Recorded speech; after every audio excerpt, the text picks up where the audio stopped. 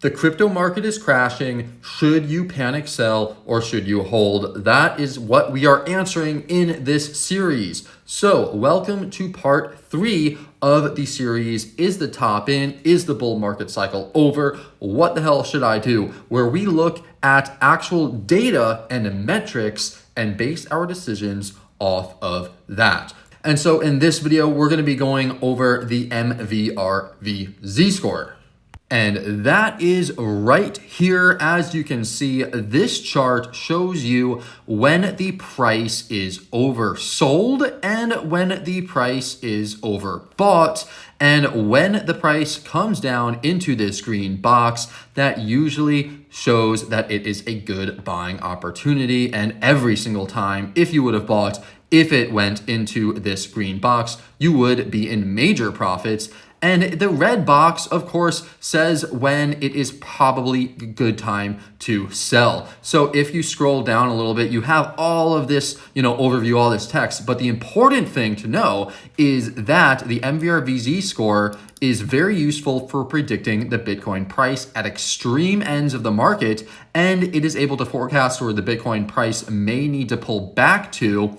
And historically, it has picked major Bitcoin price highs within 2 weeks. So as you could see back here, it called the Bitcoin top basically to the day in 2011. And then right here, it called the Bitcoin top pretty much again to the day in 2013. And it called the second Bitcoin top in 2013 pretty much to the day. Once again in 2017, once this got into the red zone, it called the market cycle top back in 2017. And then the last market cycle in 2021, it called that top around when Bitcoin was $50,000 to $55,000. So it didn't call the exact top last cycle, but it was pretty darn close. And what is very surprising, if we take a look at where we are now, you could see we are nowhere near the actual top. We are nowhere near the red zone. Now for this MVRV score in particular, I am not going to wait for it to come up to the red zone for this cycle. In fact, I want to sell when this reaches around a 5. Why is that? Because if you take a look to the left, you could see there was a peak right here. There was also a peak right here. And there were some peaks back there to the far left, but this doesn't really matter too much because it was back in 2011. But you can see there was a very nice, very dramatic peak, 2 of them right here.